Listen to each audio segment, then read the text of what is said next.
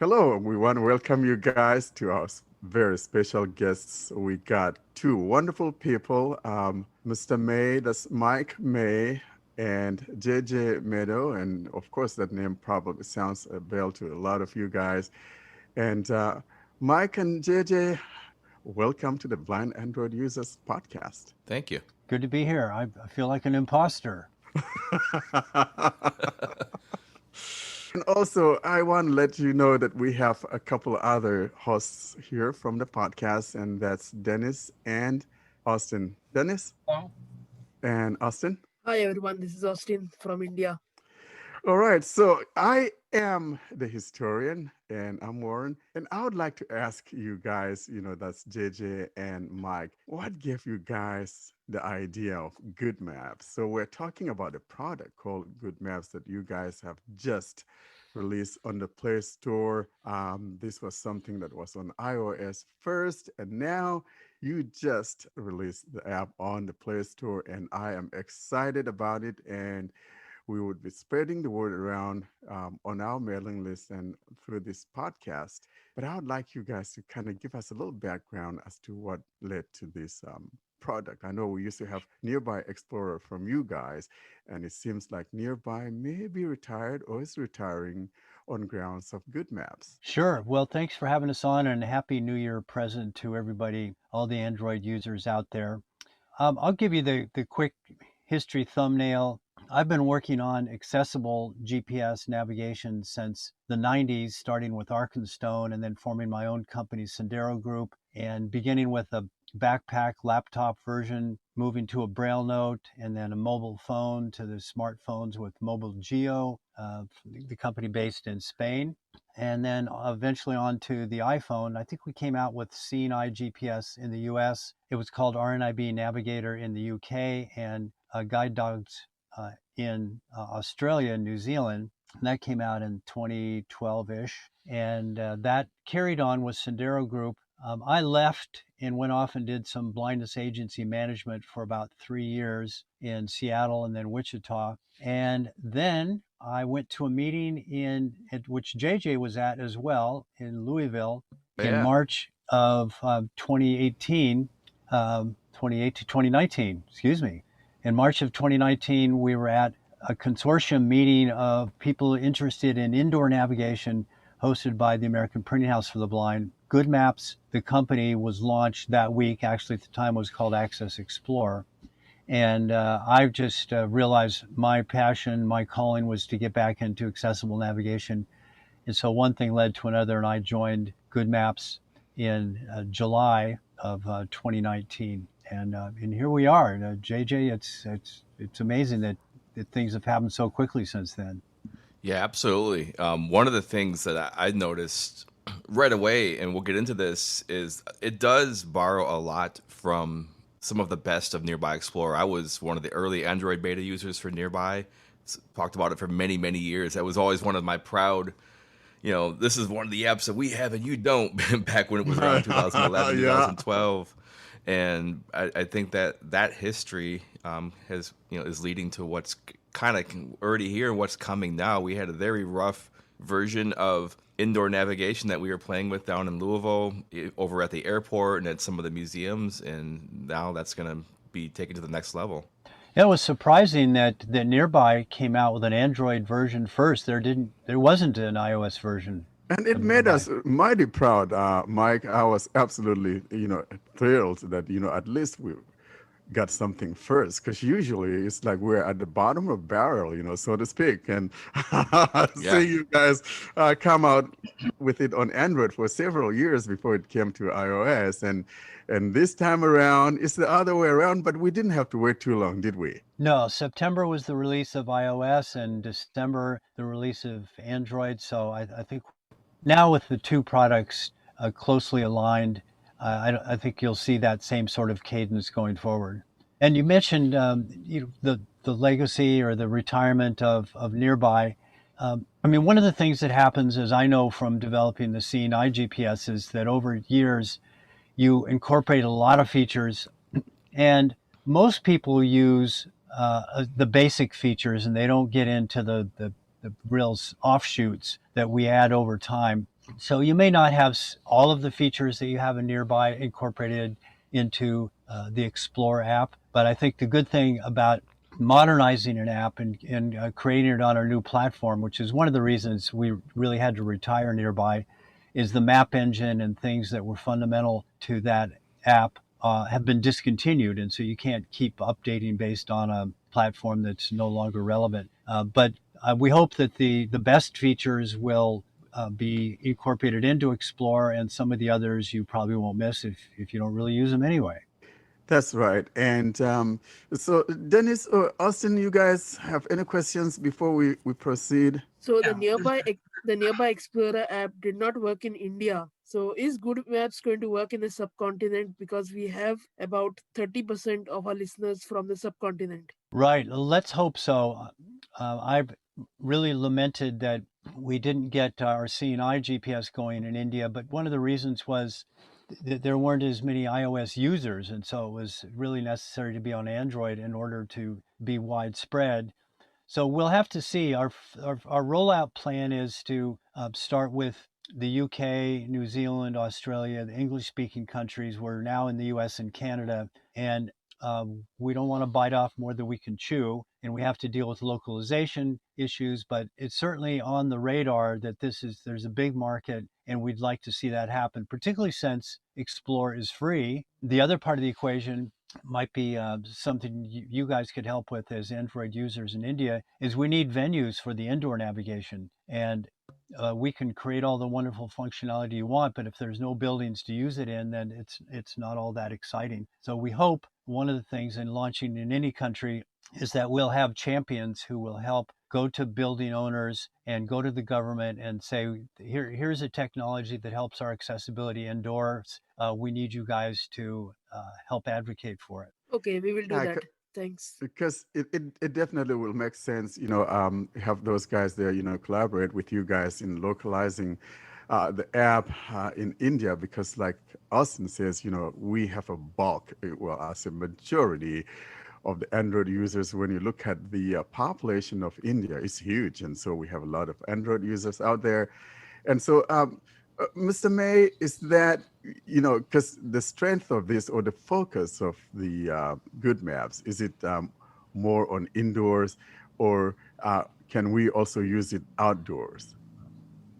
Well, the focus is on indoors because that's the new frontier, and that's where the most development needs to be made, both in terms of developing maps, implementing maps, mapping buildings, utilizing maps that already exist. There's a lot of work to be done in that area. The outdoor navigation is a more known commodity, if you will. There's so many Yeah, different apps. But I think the important thing is if we can, we want users not to have to switch apps when you're outdoors and then have to switch to a different indoor app. And there's a couple exactly. of apps that do indoor only, and that's what you'd have to do. So that's our goal, is to have a good integrated product and make it easier for people. Simplicity is really important. It is, now. and I'd love to see, such a thing, because that truly makes sense, so I don't have to use two apps.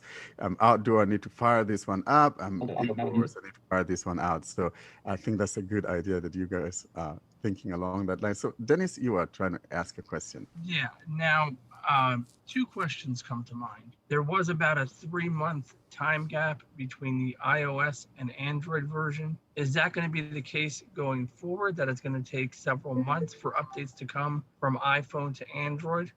We'll have to see. I mean, the first time around is a higher learning curve. I mean, our team hadn't even submitted to the Play Store before, and does it take 2 days? Does it take a week? So these things will have been learned the first go around. Our goal is to make it as short a gap as possible.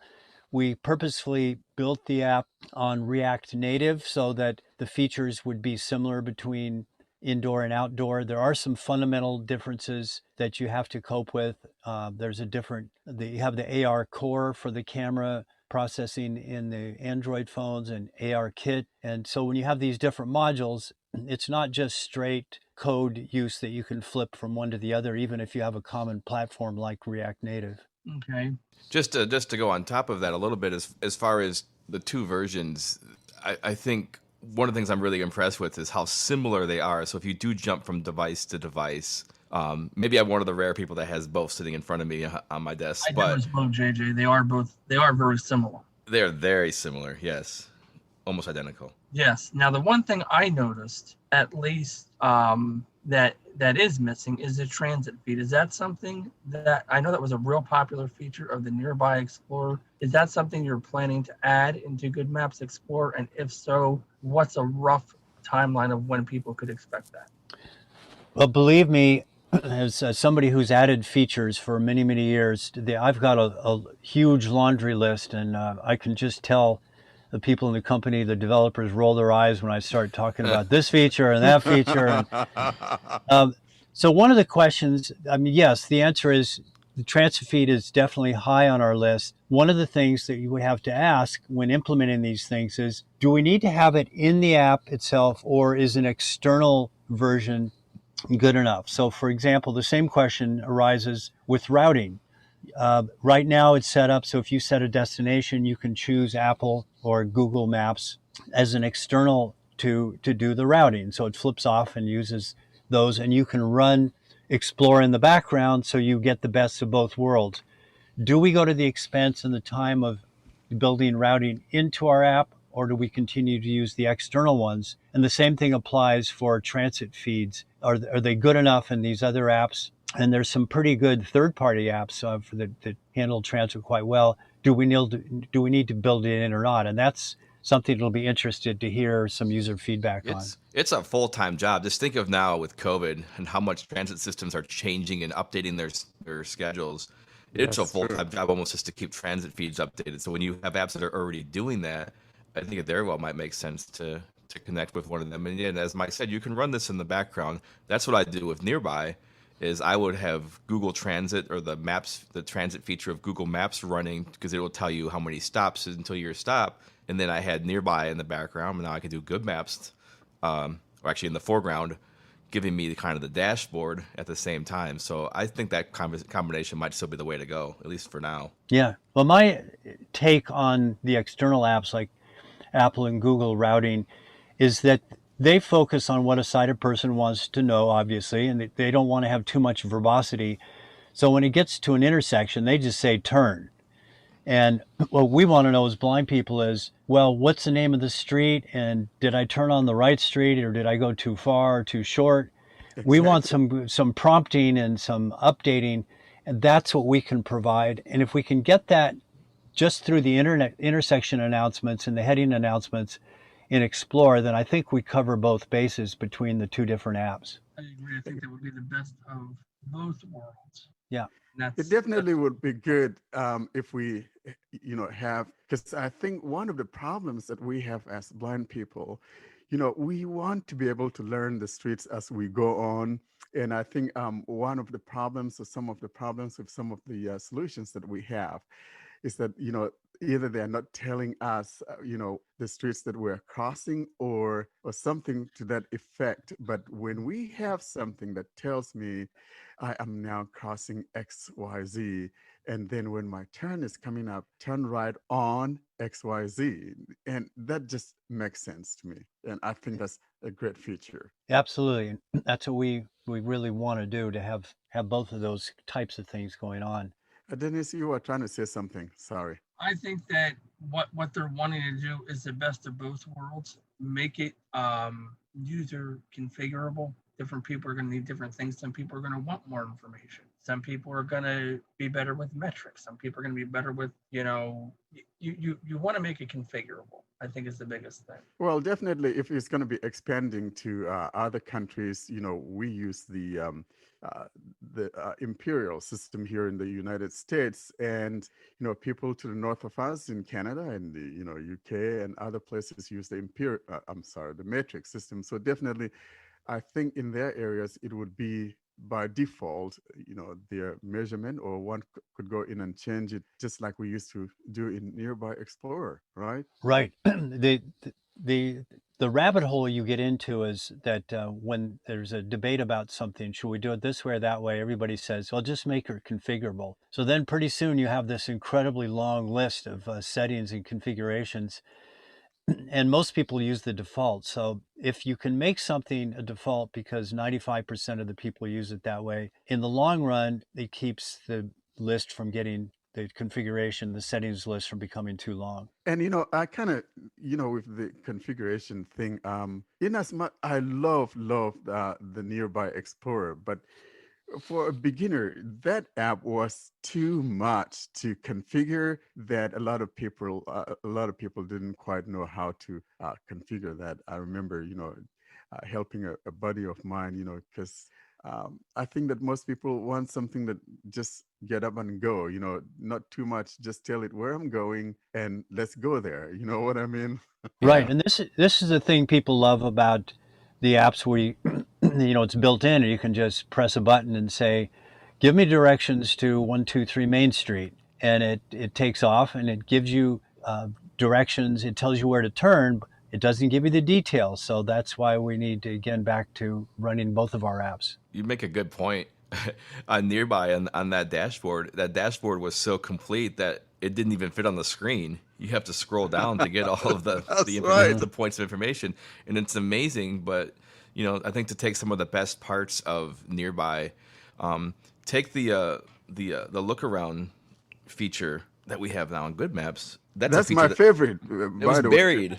That is a great feature. I used it I love it. today just to see what was around me. Now, one thing I Yeah. did was I tried granting permissions just once, just to see what it would do. It did not like that at all. That would make sense to me. Yeah, I think for most GPS apps, you're going to need to do it at least while using the app.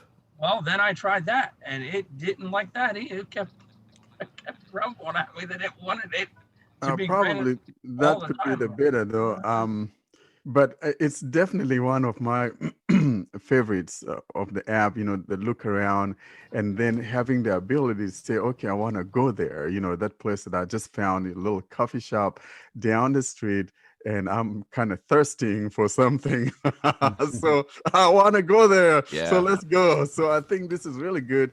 And I don't see any other, GPS apps that we have, especially for us on Android, that has such a feature. So this is definitely a welcome feature. I personally just really like It that. is, and it is very well done. And I have a Dunkin' Donuts, I think 135 feet from me. I'm like 2 doors away from a Dunkin' Donuts. And it immediately found it and told me where it was. I mean, it is absolutely very well done, and this is only going to get better.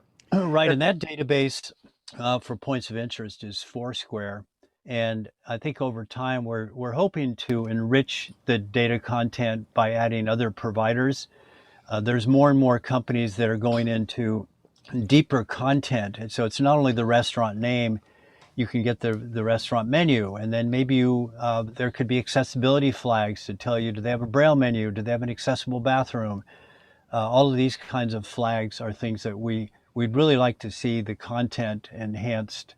There's sidewalk data. Like there's a company in Seattle that does open sidewalks, and that's something else as it expands around the country will be important to have that sidewalk detail.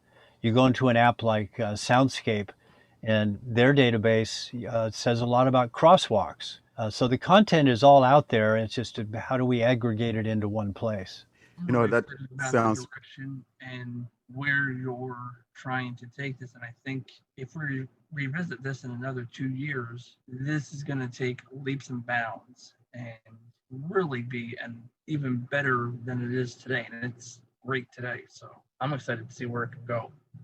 It is exciting. You see things like lidar being included in the iPhone 12 Pro and in other devices.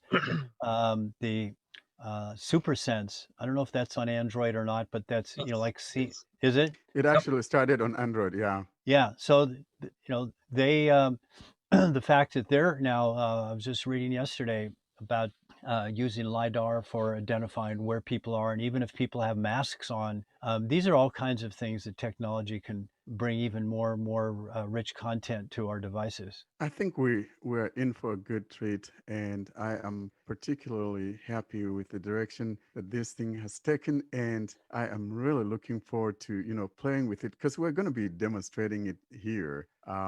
Because right now we're just talking about it and we haven't shown people anything about it, but we will be including the Play Store URL in our show notes, and then the following week we're going to dedicate it to to the app. I'm looking forward to showing people how this thing works because it's going to be phenomenal. Great, And and we're looking forward to getting feedback from users as it gets out into more and more people's hands. Now, when is this going to be live in the Play Store?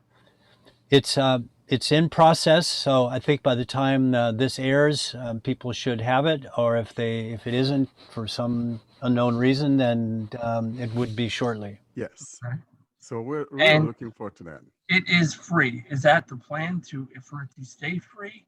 Yes, absolutely. The app is free, and in fact, if other apps, navigation apps, accessible navigation apps want to use the data, we will make it available to them as well. The idea is that the venues are going to be the ones that pay for the mapping in their venues, and that's the business model for Good Maps.